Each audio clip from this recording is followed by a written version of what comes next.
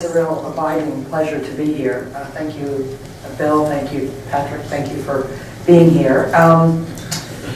So let me just say two introductory offerings. The first is that I was reminded driving here today, I'm not a member of this congregation. I was for many, many years a member of Memorial Church at Harvard. Peter Koehn saved me when my life was falling apart in big hunky blocks, as Sylvia Plath once said. And one day I kind of stumbled into Pew 36. This is February of 2003. And he was preaching his Lenten series, and I was in, all in. And over the course of the next 3 or 4 months, I was baptized by him. And as he said when I was baptized that May morning in Appleton Chapel, he said, "Sister, your troubles are just beginning. Welcome to the faith." And how right he was, and I stayed in that congregation very avidly for a number of years until he died. And then I wrote a eulogy for him in the Harvard magazine. So the first thing to say is, I was reminded as I drove up here of something he used to say all the time about Memorial Church. It's a bastion of faith and light in the middle of the cynical Harvard yard. And I felt the same way driving. There's Trinity Church, a bastion of light, expansion, and the possibilities of God's grace before us all here in the middle of the cynicism and ka-ching, ka-ching of our very turbulent and very portentous world. So that's my first offering. My second offering is that I just want to expand on something Patrick said, which is that crises, no one's saying this in the political sphere today, but crises are an astounding crucible. They're a crucible for us personally. Many of you in the room know exactly what I'm talking about. They are a classroom or a crucible or an amazing greenhouse for our collectivity, for our nation. And they really are. God gives us the free will to say, which way are we going when the stuff starts falling down around us? And are we going to get bigger and more luminous and kinder and more compassionate and more forgiving? Or are we going to get more divided and reactive and bitter and smaller? Because let me tell you, I'm in my now later 50s, and I know after 50 you are either getting bigger in spirit or you are getting smaller, and you all know the people I'm talking about. So this book came out of I'm a historian. I'm a PhD from Harvard in history. I love history almost as much as I love my horses, my dogs, and the light of goodness. But I spent my life studying leaders, past and present. And what I was so struck by in my own experience, but largely in the work of the historical record, was how certain leaders had been forged, had been made, had become courageous and astounding. How the impossible had been made possible by these people because of the crucible and the training ground and the extraordinary experience of crises. So that's where the book came from. Dietrich Bonhoeffer, who let me just back up here. I said to Patrick, if there's technology involved and I'm involved, it will go wrong. Oops, sorry, hold on. Backspace. Backspace, hold on. Okay. It will go wrong if I'm involved. In any event, Dietrich Bonhoeffer is one of 5 people in this book, Forged in Christ. It's a group biography of how leaders, courageous, leaders of worth and dignity and bravery were made in the context of crises, and how they then became quite extraordinary. The making was a choice, my friends. It was not, they drank the eggs, and then they ran up the Philadelphia Art Museum steps, and then they fought Apollo Creed, and all was well. It didn't happen like that. It was much messier, and step by step, and 2 steps back and 3 forward, and how they were made into individuals, not only that could make good action, right action in the world, but could then also teach us today. So that's how I came to Mr. Bonhoeffer through two avenues. Peter Koehn was mentioning him a number of times in his sermons, and since I was now writing everything down that Peter said and going home and reading about it, that's how I first learned about him. And then I was reading and writing a great deal about Martin Luther King and the making of his leadership. And King was very indebted theologically and politically to Dietrich Bonhoeffer. And so when those two, Peter Koehn and Martin Luther King, kind of coalesced for me, I was like, I got to learn more. So he became the fourth of these 5 astounding stories. I'm going to actually quote him a little bit as we go along. But let me say one other thing before we launch into Dietrich. The first thing is that despite our very transactional and celebrity-obsessed moment, I can tell you with great confidence that leaders are not born. They are made. And they are made through a combination of, as A.G. Lafley once said, he was the CEO of Procter & Gamble a couple of times over a long stretch, a decent, smart, serious guy. He once said, look, leaders are made from 3 ingredients. The first is a combination of nature and nurture. Nature and nurture, right? What we're born with in terms of endowments and whatnot. The mileage we accumulate, nurture as we march our path, walk our path. That's the first ingredient. The second ingredient, we're going to see how these all apply to Dietrich Bonhoeffer's making. The second ingredient is that a moment arises, think about our own, very, very important moment, on which, my friends, simply everything hangs. Simply everything. Second ingredient, a moment arises that the individual recognizes, demands their leadership. Notice that remark is premised on the fact that we're not just stroking our phones, right? Because if this is what we're doing, stroking our lover, then we're not going to see that there's a moment large enough and an integrated enough viewpoint that we know demands our leadership. But the second ingredient is that the individual realizes a moment has arisen that needs them. And the third ingredient, this applies to all of us as well as to Dietrich, we'll see it very clearly here, is that the individual has to decide for him or herself to embrace the cause and get in the game. Right? And that becomes very, very important in all of these stories as these individuals on a worthy, important mission, when so much is at stake, encounter obstacle after obstacle. Okay, so leaders are made, they're not born, and this is about the making of one leader. Last intro comment. Many years ago, I stumbled on David Foster Wallace. This was not a courtesy of Peter Bellows, it was another stumbling. And I couldn't read Infinite Jest. I tried and I tried and I tried, and I felt like my Harvard degree wasn't worth very much because I couldn't get through Infinite Jest. And if you know that novel, you know that, and you know his fictional writing, you know that Wallace writes in 107-word sentences with the verb at the end. A little bit like a lot of German, right? It's not necessarily so easy. So I couldn't get through it, but I devoured a lot of his nonfiction. He was a journalist for many years and wrote a lot of nonfiction all throughout his life. And in the first John McCain presidential campaign, he followed McCain, then back in 2000, there was still a bus. They weren't on the plane, they were on the bus. And he wrote this long article, you can Google it, it's on the internet, called Up Simba. And it's about McCain in that first run. And it's about what Wallace, who had never been on a political trail, is learning about leadership. And there's this wonderful quote, which I use in the book, and he says, courageous leaders are individuals who help us overcome the limitations of our own weaknesses and selfishness and laziness and fears and get us to do harder, better things than we can get ourselves to do on our own.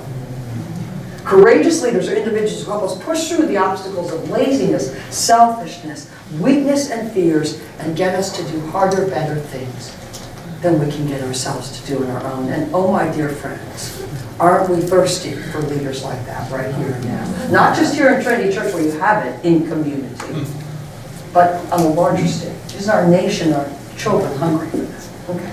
So those are the appetizers for Dietrich Bonhoeffer. I want to start with a little story about him. Okay, I'll look at some pictures. As we go, I'll only plenty of time for questions. As we go, I want to highlight some things I think that he learned or that he came to embody that are so relevant to our own lives today. Because I'm at the Harvard Business School. I've been there since I was a young filly. I'm aging as we speak. but I don't do history in the abstract. I'm like what Reinhold Niebuhr said to Bonhoeffer when he was here in 1930 at Union Theological Seminary. all this talk about God's essence in the abstract doesn't mean very much if it doesn't hit the ground in terms of action. That was one of the most important things that Bonhoeffer took from this critical year in the United States. And I'm like that. Like, I want to offer history so we can use it. Right? So, in any event, I want to start with a story. So, fast forward, it's 1939, right? The dominoes of military aggression have fallen very dramatically, beginning, well, possibly really beginning with Hitler's ascension to power, because he was rearming Germany by 1934. But just to refresh our memories, right? In the spring of 1938 is the Anschluss, the annexation of Austria. 6 months later, Hitler, the Wehrmacht takes, under Hitler's orders, takes the Sudetenland, right? Another 3 months later is Kristallnacht, right? Several months after that, in the early part of 1939, Hitler takes the rest of Czechoslovakia, and it is now the summer of 1939. And Bonhoeffer, who has been a very active ecclesiastical resistor to Hitler. There's more to the story. Stay tuned, this is the spy story. Okay, so this gets juicier and juicier, right? But Bonhoeffer's been an active ecclesiastical resistor, is banned from public speaking, is under Gestapo surveillance, right? Is about to get drafted. So his friends, remember that scene in The Godfather after Michael Corleone kills his father's killers, and Marlon Brando says, "Let's get him to Sicily till things can cool off." Bonhoeffer's friends say, let's get him out of the country because either he's going to get drafted or he's going to get arrested and possibly murdered. The concentration camps, for those of you that don't know this, began construction in 1933. And they had been actively used from those years on. So his friends arranged for him to get another year at the Union Theological Seminary, and they spirit him off. And he gets to the Upper West Side in July of 1939, and almost immediately, this is a man for whom focus, personal discipline and focus are like the bulwarks of how he comports himself, his daily life. He gets himself in this little dorm room, and he's going crazy because he feels like, oh my God, my brethren in Germany getting ready, right, to deal with the outbreak of war, and I am here doing nothing except studying, and he can't stand it.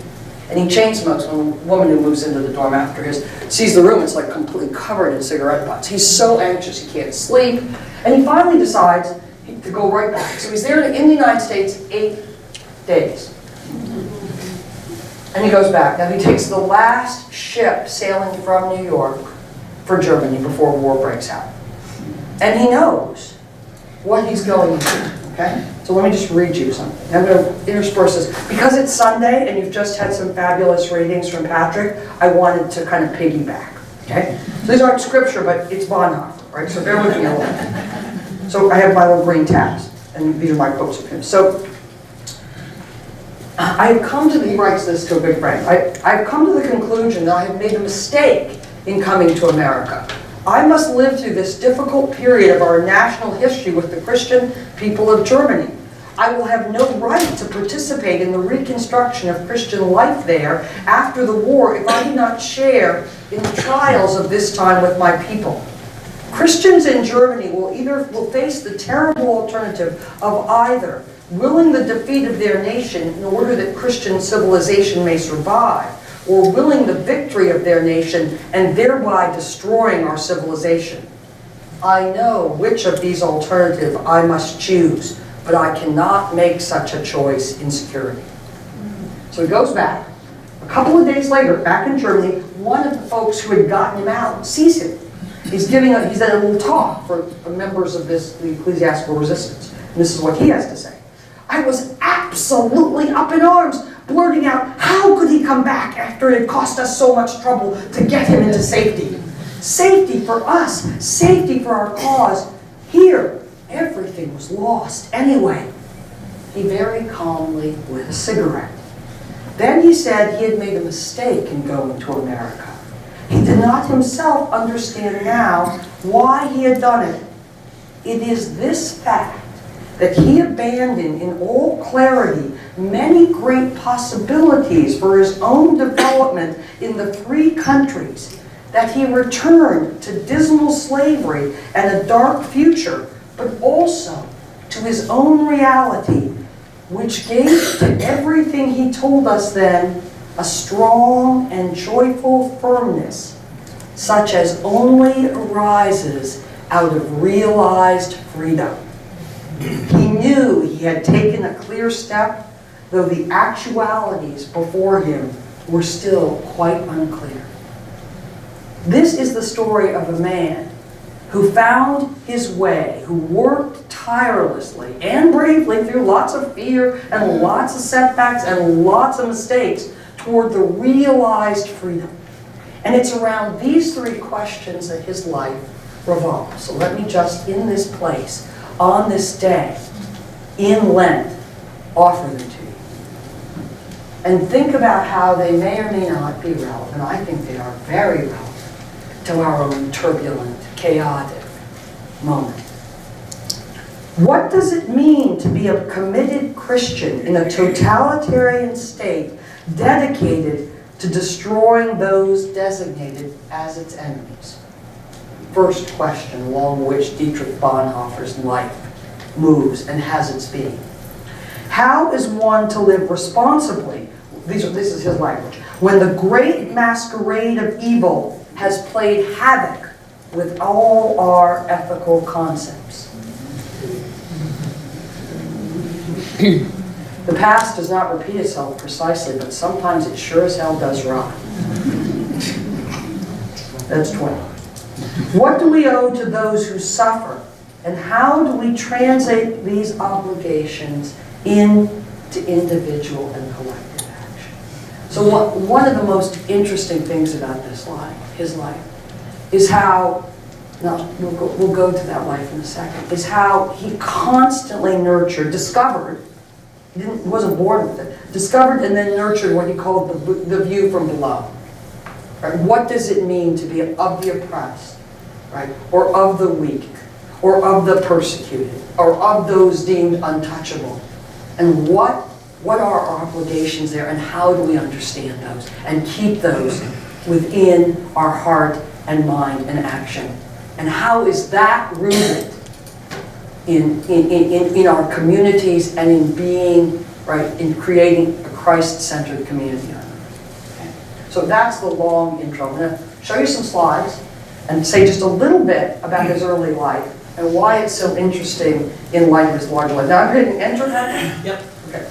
So this is the house where this is not where he was born. He was born in what is today Poland, to very, very well-established, right? Today we call them coastal elite parents, right? His father was a very well-known, Karl Bonhoeffer, very well-known psychiatrist at the University of Berlin and a practicing psychiatrist. His mother, Paula von Bonhoeffer, was from this extraordinary family of theologians, doctors, artists. Her grandfather had been the court physician to Wilhelm II. I'm sorry, the court theologian to Wilhelm II. So he was really well connected. Plenty of means, plenty of children, and plenty of energy. He and his twin sister Sabine were the 6th and 7th of 8 children. And as Carl once said, you know, we have all these children, but we're young enough to enjoy them. We don't want to spoil them. We want them to learn to live a righteous life in love and discipline and good caring. And so these kids grow up in what today looks like an extraordinarily idyllic childhood. Their mother homeschooled them for a while because they used to make this joke that Germans had their backs broken and their souls broken twice in school and in the military, and that they didn't want, the Bonhoeffer parents didn't want that for their children. So here are a couple of pictures. You can look at this. Okay, so you see a lot in looking. This is Paula, and these are all the children. This is Dietrich right here. Remember the third from the youngest.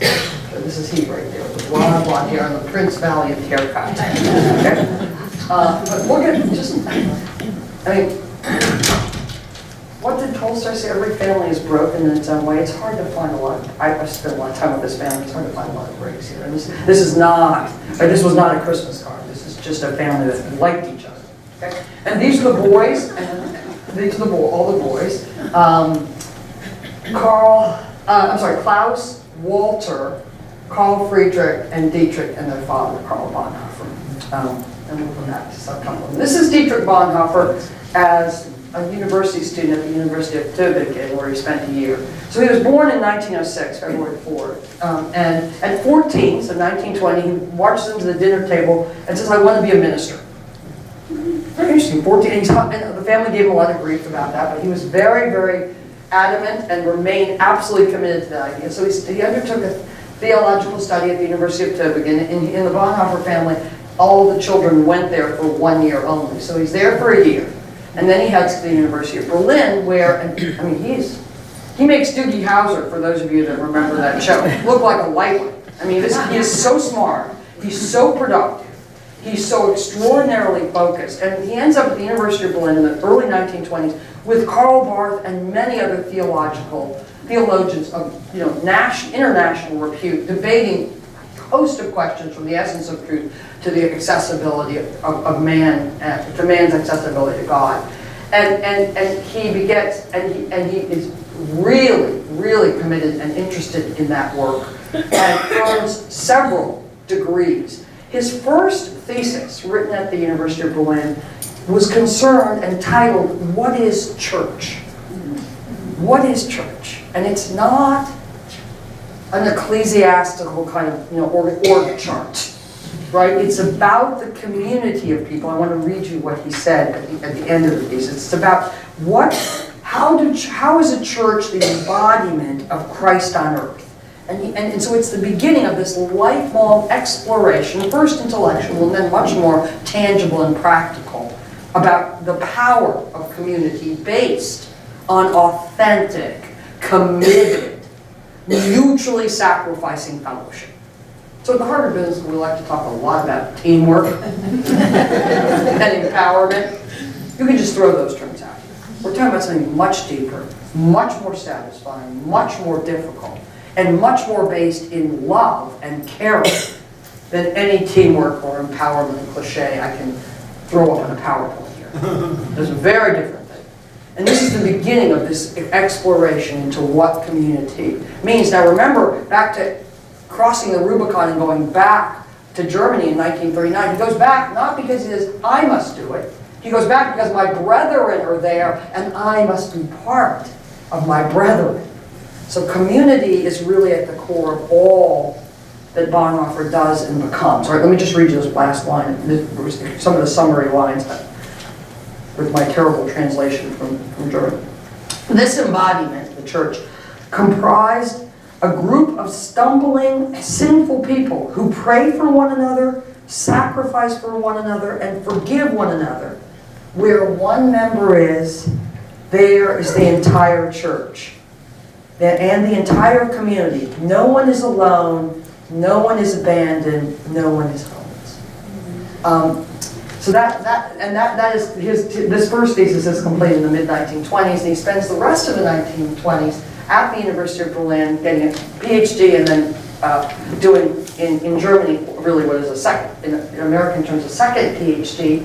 And in 1930, he goes on his first year, the first time he goes to New York, where he studies for a year at Union Theological Seminary.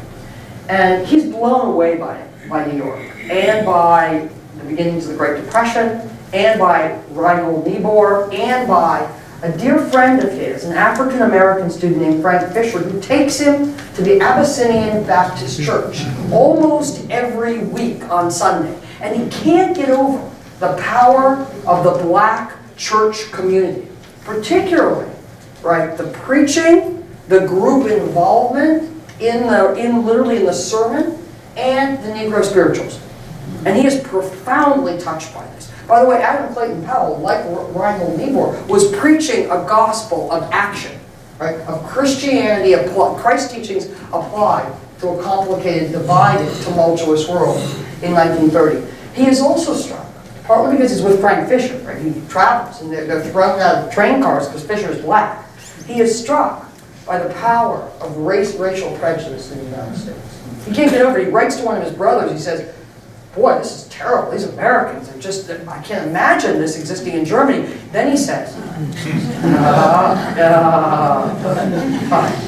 he says, our Jewish question looks like nothing compared to that. 1930s. So two important points about this very, very important year that he will write about and talk about for the rest of his life is this extraordinary sense of empathy that he begins to develop. Now, all right, you see that? Remember that picture that we all wish our family looked like with our mom homeschooling us, right? And that love and the energy there. This is not. He had some. He had a good, loving core, but he was living in a bubble with his family. And the University of Berlin was a bubble. And he gets to the United States, and he sees the soup lines, and he sees what it means to be black and poor in the United States. And something is really awakening him. This is the beginnings of what will become The View from Below, and this extraordinary calling to understand suffering in the United States and in the world, and to understand how it's related to Christ's experience. And he'll write a great deal about that. So he spends a year there. He comes back in 1931. He's ordained. Spends a couple of years both teaching at the University of Berlin, where he's a superstar teacher. One of the students said, at the end of some of his lectures, you were perspiring. You were so engaged. And you could hear the flies hum. Because no one was saying a word. There was no shuffle factor, as we say in my business. You know your students are really disengaged when the shuffle factor starts increasing. And the other thing he does with his time is he takes, in a kind of Marva Collins, for those of you who remember that amazing school teacher in Chicago, or to Sherwood Love, or Sidney Poitier up and down staircase, he takes these two groups of inner city Berlin youths and tries to set them on a good path. So that's where he is as Hitler comes to power. Ordained, right, ministering in a small way, officially, but mostly devoted to an academic line of work. And then Hitler comes to power. I don't know how much you remember those first few months, but it was fast and hard, right? So there was Hitler comes to power in January of 1933, the Reichstag fire, feigned or real. I mean, it was a real fire, but we don't really say. Anyway, the Reichstag fire gives Hitler and his colleagues the means to clamp completely down on civil liberties, freedom, privacy of the post, privacy of homes. All of that is immediately obliterated, and then a host of civil infractions on civil liberties are legislated very, very quickly. And then in March, the end of March 1933, he's been in office less than 2 months, a series of promulgations. One of which is called the Aryan Paragraph, which is a very, very significant piece of legislation that will lay the ethical and civic and political groundwork for the Nuremberg laws. And it basically restricts Jewish action everywhere. Into certain professions, out of certain professions, out of the civil service, restricts Jewish public life. Jews can still go to public theaters and into stores, but those restrictions, there are some restrictions put on that. And those things begin to happen. I want to read you what Peter Drucker, who was then studying in March of 1933 at the University of Frankfurt, said, he was Jewish, said about this moment. So bear with me. 1 second. This is quite an interesting little quote from him. He's in the lecture hall, and a member of the SS stomps in, then called the SA, stomps in.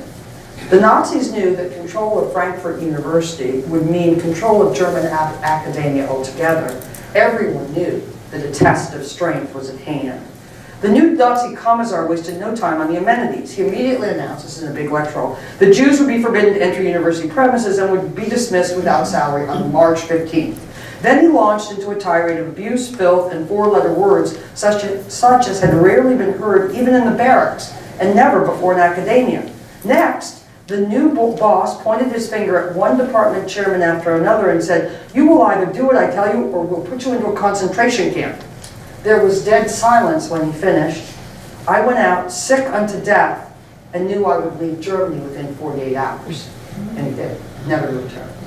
So this, I mean, we forget how quickly this happened and how significantly. In May of 1933, the Nazis staged in Berlin, actually around the country, huge book burnings to eliminate Freud and all kinds of other texts, that they believe are seditious. And last but not least, Hitler basically passes a law that says he no longer needs the Reichstag, the German parliament, to make any kind of policy. So basically by June he set himself up as a dictator in Germany. The other important thing that happens in the first 6 months is that the Nazi state decides to consolidate the German evangelical church, which was basically a Lutheran church.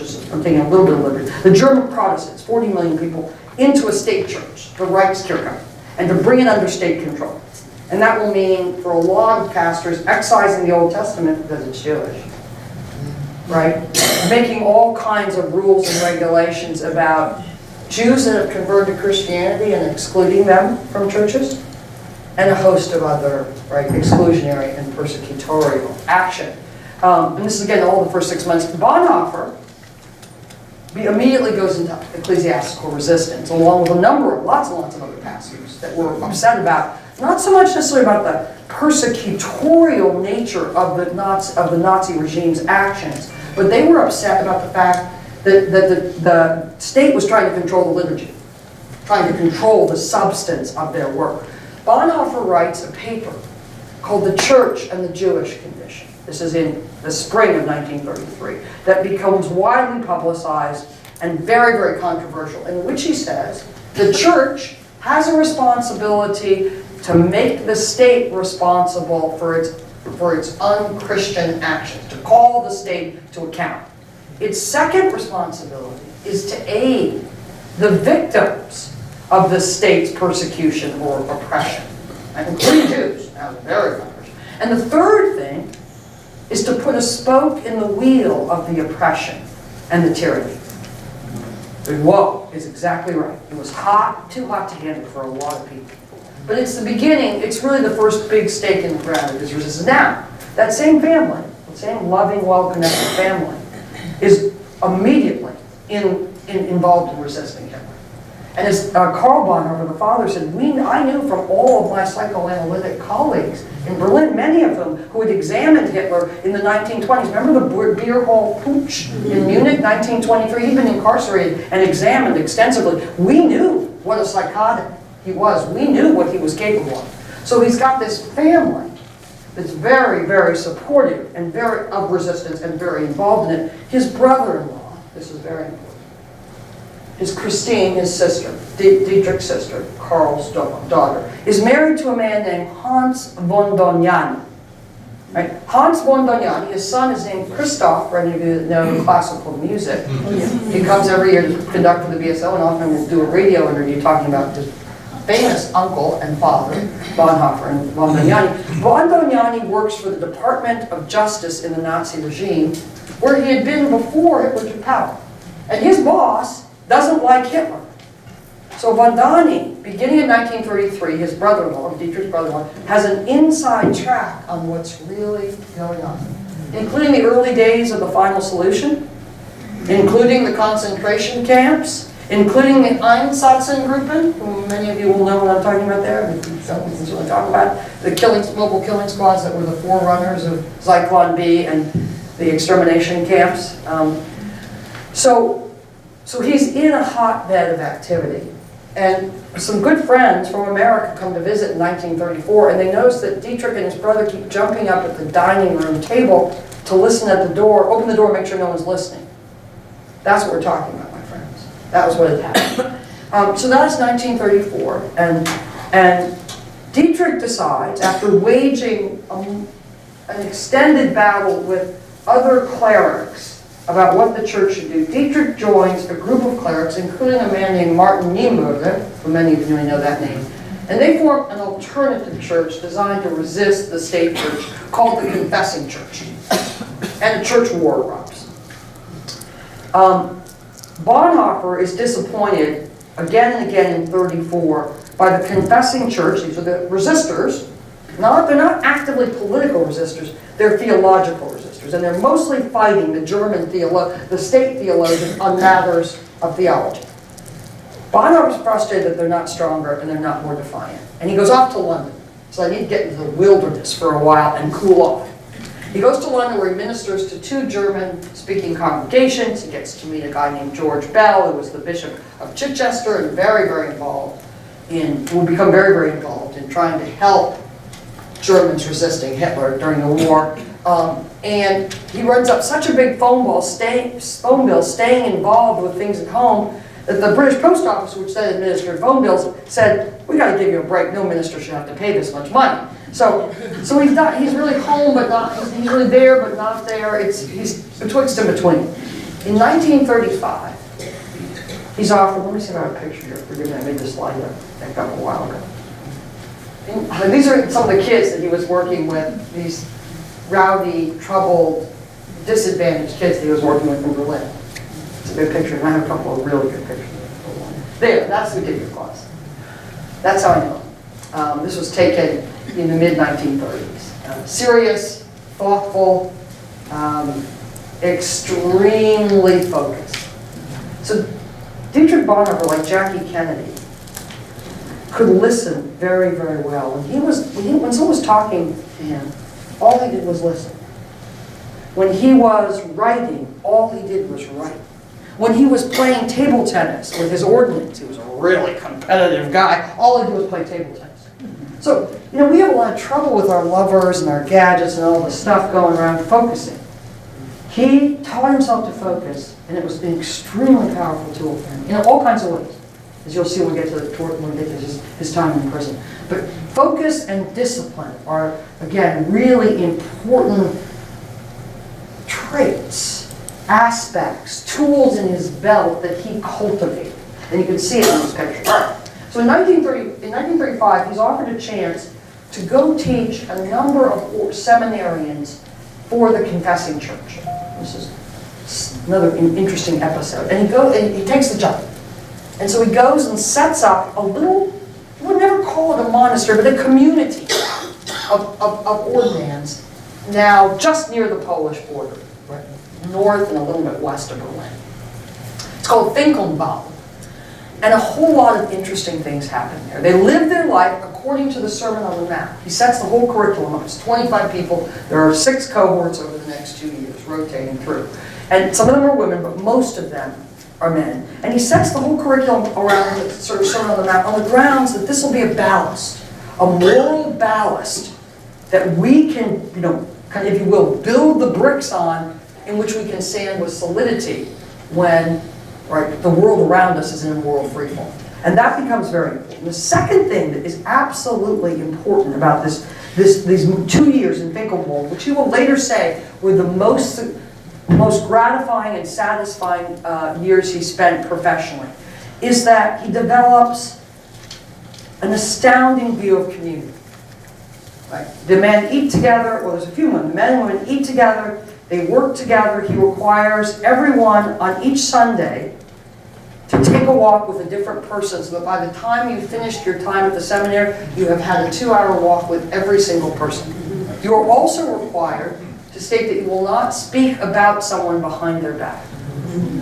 So, again, he's trying to build interesting ground rules, right? Now, let me read you what he says about it. So he writes a little book, for those of you that are interested, I think I have it in my bag, called A Life Together. It's very, very short. It's wonderful. I mean, you can read it. You could read it in an episode of Billions, and you'll probably better spend it. Okay? It's wonderful. Well, let me just read you a little snippet from it, so bear with me. See, the wonderful thing about being a historian is you get to find these wonderful quotes and then keep them with you. Okay. At Finkelwald, this is my writing, the focus was on creating and maintaining a strong, vibrant community. Think about our own communities today. One imbued with ethical purpose and committed to fortifying each individual as well as the group. In Life Together, a book Bonhoeffer wrote about the Finkelwald experiment, he explained the importance of the community, including its routines and disciplines. Who can be, now this is Bonhoeffer, who can really be faithful in great things if they have not learned to be faithful in the things of daily life? Every day brings the Christian many hours of being alone in an unchristian environment. These are times of testing. This is the proving ground of a genuine time of meditation and genuine Christian community. Had the community served to make individuals free, strong, and mature? Or has it made them insecure and dependent? Has it taken them by the hand for a while so that they would learn again to walk by themselves or has it made them anxious and unsure? This is one of the toughest and most serious questions that can be put to any form of everyday Christian life and community. So his work here becomes not only the source of this little book, Life Together, but the work on community and what he sees and learns as these folks are developing together in this environment forms the basis of his most famous book, which many of you know, called The Cost of Discipleship, which is well known in kind of colloquial circles for this very powerful and often misunderstood phrase about cheap grace versus cost of grace. So we can talk about that if you want question and answer. But leave it for now to say that this was an incredibly important testing ground. Here's someone really thinking about the power of community. Meanwhile, outside the world of Finkenwald, the Nazi noose is tightened. So it's 1937. Bonhoeffer has gotten on every watch list there is because the confessing church ordinands are regarded as potential opponents or enemies of the state. So he's been forbidden to go to Berlin. He can visit his family 3 or 4 times a year, but only for a few days at a time. He's forbidden from public speaking. He's forbidden from lecturing. He's lost any kind of academic job. And as I said, beginning in early 38, the military tempo just massively accelerates. He goes to the United States. He stays for 8 days. He has to return to the brethren. And what I didn't say in that little introductory story is that his choice when he returned was one of 2 roads. One road was to continue the existence he'd been living since Finkenwald was closed in 1937. The Gestapo closed it, which has been this kind of nomadic existence where he's traveling and ministering, picking up ordnance out of jail when they're in prison. There's a wonderful story of one of the seminarians who Dietrich meets the day he's freed and takes him to Don Giovanni. He says, "We'll celebrate your freedom with Mozart." And that's important. This is really important. So when someone was sick at Finkenwald, Bonhoeffer would appear with a tray of a real proper English breakfast. He lived in England, so there'd be the whole 9 yards. And this was in very stark contrast to the Spartan fare of everyday seminary life. And he would bring a hot water pot. He would cover the sick student up. I mean, this was a man who both held his people to very strict and serious and well-grounded routines, but was also very loving and understood that love comes in many, many small, everyday gestures. Like, let's go to the opera, and Figaro and I, we will celebrate your freedom. So he has 2 choices. He can continue this kind of nomadic life of on the lam, working through the underground of the confessing church, which is accomplishing almost nothing practically. Right? Very powerful in some ways, person by person, but he's frustrated there's not more happening. And that this confessing church seems to be caving to the Nazis' kind of tightening noose. In 1938, all ordained ministers, are required to take a personal oath of loyalty to Hitler. And most of the confessing church ministers agree to that, and Bonhoeffer's furious. He does not do that. So you can continue that, but the second road is to become a double agent with his brother-in-law, Hans von Dohnanyi. So, gather around when we inspect the spy story. So Hans von Dohnanyi, Dietrich's brother-in-law, had graduated from just knowing what was going on behind the scenes in the Nazi regime as a member of the Ministry of Justice to being an active member of a very powerful conspiracy within the Nazi government to overthrow and then pretty quickly to kill Hitler. So if you've seen the movie, it's with Tom Cruise, Valkyrie. Right, which is actually, even with my historical quibbles, I think it's pretty good historically, pretty accurate. That would be part of their work. As with several other plots that don't pan out to kill Hitler. They don't start off like kill him, they're just going to overthrow him. But once the final solution, once the Wannsee Conference, for those of you that know, January of 1942, a conference bureaucratizing and initiating the machinery of killing for the final solution happens, it's very clear they need to kill Hitler to end this. They're really worried about how many people are dying every day now. So, and they have this inside information. So he decides to join Dohnanyi's the conspiracy with Damiani. And they're working, and Damiani gets him a job in the Office of Military Intelligence. It's called the Abwehr, for those of you that are interested. If you've read about this, you'll know it by that name. And the job that Damiani coughs up for his brother-in-law, which will keep him out of military service as well, is that he will be, through his ecumenical contacts, which he's had because he's been in London, he was involved in the ecumenical movement, Bonhoeffer will be a way of gathering intelligence about religious dissenters to the Nazi state and feeding it to the Nazi intelligence and police apparatus. That's not what Bonhoeffer was going to do. Bonhoeffer was going to travel around now under those credentials, talking to people in in Britain, in Switzerland, and in France about what the coup d'etat will accomplish and how can they get Allied support for the new government once they get Hitler killed. You following me? Okay, now, so let's just appreciate what this means for a man who spent almost his entire life believing that the Sermon on the Mount and the essentially pacific, right, peaceful message at its core is what really matters and what we need to live by. Let's appreciate the shifts this man had to go through to become part of a conspiracy to kill Hitler in order to save more lives. The moral shift, which he refuses to try to escape.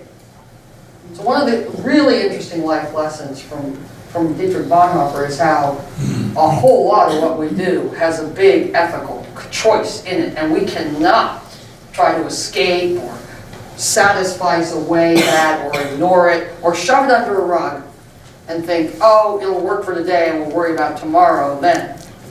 This is a man really increasingly, because he's working these muscles of courage and empathy, able to face the moral consequences of what he's doing. So, shift moral, shift, right, tactically. We're going to try and kill Hitler in order to save millions more lives. And huge shift, practically.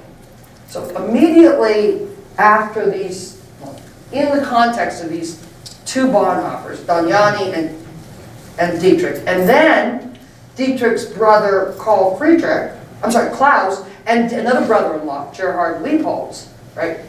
Rudolf Schleicher, there's a lot of brothers-in-law. Four men directly connected to the Bonhoeffer family are all involved in the conspiracy. So that means we need codes if we get caught, right?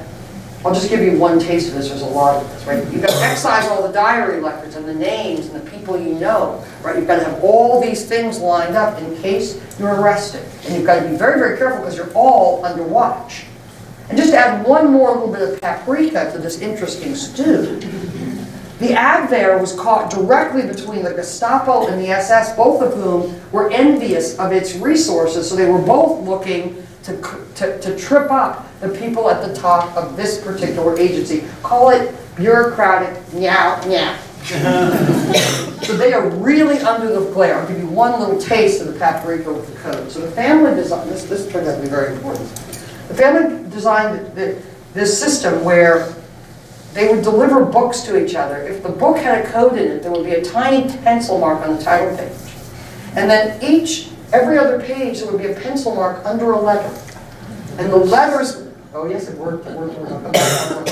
Patience, right? But you would have a perfect way of communicating, right? So, and there were many, many more. So he now has made this massive shift, internally and externally, and he's traveling around. And in late 1942, just to add another interesting element to this amazing story, he falls in love. Madly and passionately in love with a woman. He's 36. The woman he loves, who you quickly get engaged to, is Maria von Weidenmeyer, is 18, and he's head over heels.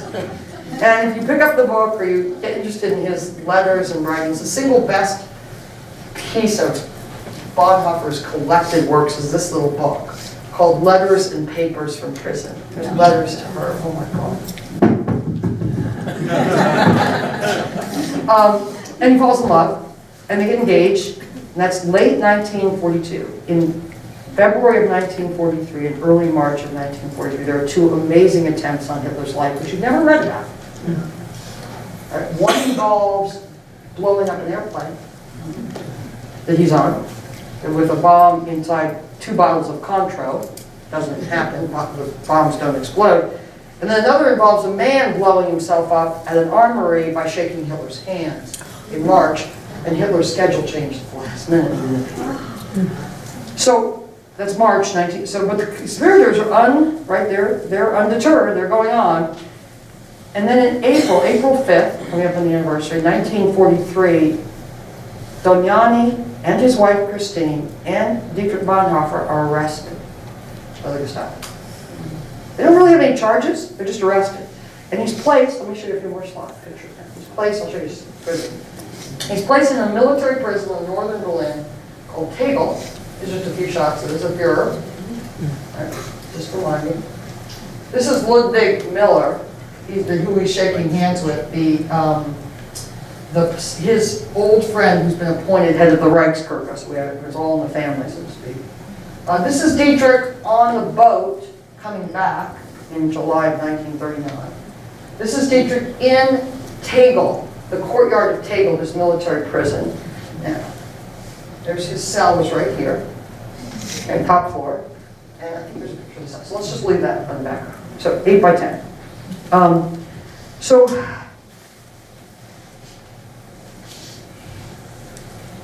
I'm just going to speak very briefly here. He's in prison in April and locked in solitary confinement, and he comes very close to giving it all up, to giving everything up, to giving up. Right? What did Peter Vogt say? We will not give in, give out, or give up. He's ready to give in, give out, and give up. And you just see all this accumulated wisdom and bravery and self-respect just crunching. Because he has no idea what's going to happen. He's worried about getting tortured. He's worried to reveal names. He has no, and the family, as well connected as they are, can't get it figured out right away. Okay, and he will write, and I will urge you to read, either a bit of this book or another book about what this experience is like. He keeps diaries, but it is an astoundingly difficult experience. He calls it later a boundary situation, in which he has to somehow figure out: am I going to kill myself and just be done with this, or am I going to somehow find a reason and the will to go on?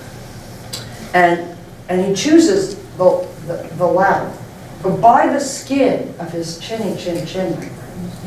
So lest you think that any of these superb, amazing people, from Abraham Lincoln to Rachel Carson, right, kind of had this all sussed out, mean, clean, and on their way with the jet stream behind them up to the clouds. Think again, these people he's so human, and he's so scared. He's so scared. And he had no one to do this, a man who's all about control, and he has no control. All he can do is keep the church calendar and walk around an 8 by 10 cell, and his whole disciplined day set up. But he is absolutely at his wit's end. And then something very interesting happens. He taught me this, but it's true of other leaders I've studied. And I've been working on it myself, and it's a useful lesson for today.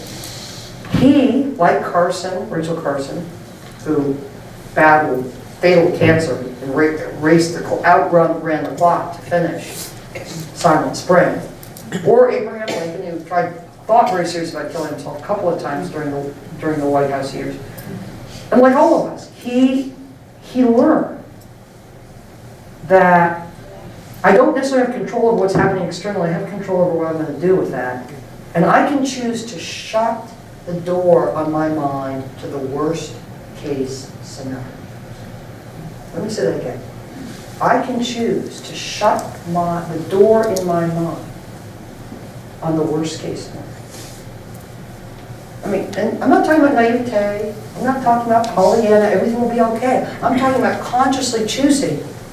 I'm not going to know. It's harder in our age than it was in Bonhoeffer's age, because we have such a salacious media and the dark side of social media whipping up worst case scenarios and putting them before us all the time. But we still get control over what we do with that possibility, and by closing the door, each of these people could push through obstacles on which the rest of the game depended. Right? Because here's the other thing. So, offering from Hegel and Dietrich Bonhoeffer's spirit, number one, we can close our mind to the worst case scenarios. Acknowledge it, right? Do what we need to do about it, but then close the door. Offering number two, that was really important in this context was, there are certain moments in all of our journeys, and in each of these people's journeys, when they get to the edge of a cliff, and it's either, remember that scene from The Fugitive where Tommy Lee Jones plays a state trooper and Harrison Ford does this huge dive over the cliff? And Tommy Lee Jones watches it, and then his other fellow police people come up to him and say, what happened? The guy did a diver right over this dam. Right? We all get to points where we can just do a diver and give up. And in those moments, it all just comes down to this little thing. Everything comes down to this. Can I take one tiny step backwards from the abyss, from the giving? One tiny step, just one tiny step. And that's what he did at the end of the first month in Hegel. And a whole bunch of really important stuff followed from that. Most obviously is this extraordinary writing that he did in Hegel. He was in that prison from March of 1942 March of 1943 until November of 1944. So a year and a half, right? One of the most important things he did was to do this astounding writing on a book he was putting together. He'd been putting together for a couple of years called Ethics. It was smuggled out by a guard that liked him or knew the family, and it was buried by a guy named Eberhard Beige, who became his biographer, buried in coffee cans in the ground until the end of the war. And it was dug up and written about. And religionless Christianity, I'm going to be very, very summary. I'm speaking very summary terms. It was an idea. It was a concept of his that was about how do we understand the large-heartedness of Jesus' actions and Jesus' life on earth. How do we understand the large-heartedness? I think Martin Luther King would call it a dangerous unselfishness. The large-heartedness, how do we understand that? And how is that manifest? And how are we made manifest as Christians on earth in this worldliness of Christianity? So he begins this section of this work talking about how, God in the modern age has become very transactional, right? You sign up, you believe, and then you're promised a spot in the golden chariot afterwards. Ka-ching, ka-ching. But pretty soon he's going on about, well, that's the reason we got for God now. But pretty soon we'll figure out another way to get you a spot in the golden chariot, and there won't be any reason for God. What's the reason? What's the reason to believe in God's grace and God's goodness and in that embodiment in Christ? And he finds it as he says, the daily challenges, the daily joys, the smallest minutiae of our life in which we find that light and reason and goodness. And so it's such an amazing offering from a man trained, in the extraordinary richness of a highly intellectual school of theology and that world, to come down to a prison cell and be writing about how do we make ourselves manifest in terms of Christ's teachings in the everyday in the poetry of everyday life, the poetry and the pitfalls of everyday life. This material is wonderful and completely wonderful to read and completely accessible. Okay.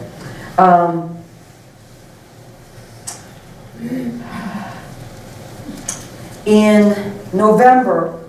June of 1944, in July of 1944, Stauffenberg carries a bomb into Hitler's bunker in Poland, puts it down near Hitler's feet, walks out to make a phone call. Okay? Someone, as many of you know, another general, trying to get close to the map spread out, moves the suitcase, because he can't see, it's bumping against his leg, over here against a very heavy wooden leg. The bomb goes off. Stauffenberg, from afar, racing to Berlin, thinks, oh, everyone's dead. I can declare the new government in place, and heads back to Berlin. Because the suitcase moved, or the briefcase moved from here to here, there's a big heavy wooden plank in between. Hitler's only injury is that one of his eardrums is ruptured. And now a couple of people are killed, and a bunch of people are injured. But Hitler is alive and kicking. So the von Stauffenberg plot, von Stauffenberg, one of the heads of the conspiracy that Bonhoeffer reported to, it's brought out into a courtyard in Berlin and shot. A whole bunch of people were shot. The Nazi apparatus will kill 5,000 people in the next 3 months in retaliation, within Germany, in retaliation for that. And in October, so he's still in Tegel, he's still getting parcels from his parents, he sees his girlfriend, his fiance once in a while. He is moving along in terms of hoping that the war will end, the Allied invasion will get close enough that he'll live through it. In October of 1944, in a suburb of Berlin, a file is discovered that Hans von Daniani had been keeping since 1933 called the Chronicle of Shame of all the actions the Nazi government, or principal actions the Nazi government has taken. It's found by the Gestapo. And they're all in deep trouble. Bonhoeffer, Daniani, his brother-in-law, Rudolf Schleicher, and his brother Klaus are all moved to a Gestapo prison in the basement of a Gestapo prison in Berlin. It's dark, and we don't know very much. He largely loses contact with people. It's just a little bit of contact.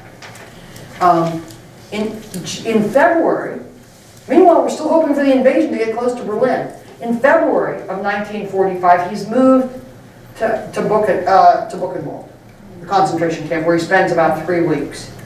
On April 4th, 1945, Canaris, Wilhelm Canaris, who was another member of the conspiracy, head of naval intelligence, his diaries are found implicating everyone. And Hitler goes into a rage and orders everyone, basically at the top of the Adler, shot or hung. Bonhoeffer is driven to a place called Flossenburg concentration camp, and he is hung in early April 9th, 1945, in the morning. Less than 2 weeks later, Allied troops liberate that concentration. So here's a person. I'm going to pause in just a minute. I'll say a couple of other things. So here's, let me read you, actually, I need to read you one more thing. So this is a letter that Karl Bonhoeffer, his father, wrote to a friend of his in Boston in September of 1945. Now, they had lost, Hans von Daniani was shot, his brother, Dietrich was hung, his brother was shot, and his brother-in-law, Rudolf, was hung. Okay, so let me read you this. So the family, okay, I understand, he's writing to a friend, the father, that you have heard we have had a bad time and lost 2 sons, Dietrich the theologian and Klaus, the head of Lufthansa, and 2 sons-in-law, Professors Schleicher and Doniani, at the hands of the Gestapo. You can imagine this has not been without its effects on us old folks. He's talking about himself and his wife. For years, we had the tension caused by anxiety for those arrested and for those not yet arrested but still in great danger. But since we were all agreed on the need to act, and my sons were fully aware of what they had to expect if the plot miscarried, and had resolved, if necessary, to lay down their lives, we are sad, but also proud of their attitude, which has been consistent. One of the most understated and poignant paragraphs I've ever read as a historian, and I read for a living. Interest in him disappears after he dies, until really the early 1960s, when Besch starts to publicize some of his writings, and then a biography in German, his magisterial biography appears, and then in 1967, and several years later in English. And then around the world, a little bit like Shackleton, for those of you who know the grapevine on Shackleton, a Bonhoeffer grapevine, both Christian and political, begins to form. With his life, right, and his writings, both the life and the writings, Mohandas Kati, my life is my message, right? His life and his writings as a kind of inspiration and beacon and roadmap for resistance and forgiveness in all kinds of places. So his work, his political work, was extremely influential in the end of in the wake of the end of apartheid in South Africa. His theology has been influential across the Christian spectrum, right? From very, very earnest and very, very intense evangelicals all the way to some of the most thoughtful and well-known theologians of our time in the past 70 years. And so it's one of the really interesting things to me about him is how he teaches us. I want to mention 3 things. I'm going to stop about his lessons. He teaches us, as I say in the book, that living thoughtfully and living toward right action are powerful acts of leadership unto themselves. Living thoughtfully, living rightly, are powerful acts of leadership unto themselves. I think there are a couple other messages too that come out in terms of our lives from him in my book. I mentioned focus and discipline. The role of urgency. Remember King's talked about the fierce urgency of now? He recognized, right? A moment arises that the individual realizes, demands their leadership. He recognized how urgent the moment and the need for action was. He understood that. That's really important. He made, as well as any person I have ever encountered, past or present, and I study people for a living, not so many scoundrels. People always come up to me and say, why are you writing about Genghis Khan? I'm like, the age is dark enough, my friend. Give me stories of light and decency. But he, more than as much as any person, represents the transition or the walk over the bridge from I to thou.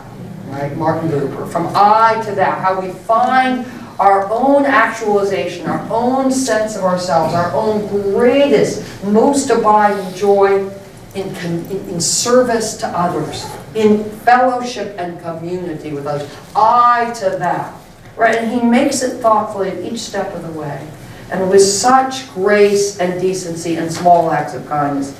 And last, but not least, is I'm just repeating what I said to you, the power, the joy, the self-actualization of living in a community that is something we work at, that we live and find our being in, and that we've grown to understand our relationship as Christ's servants on earth more fully and with more love. Let me stop there. I've talked at some length. I just want to say, I said this to Patrick and Graham, it's a real luxury and a privilege for me to be able to talk about this man to you. I don't usually get to talk about just Bonhoeffer, so thank you.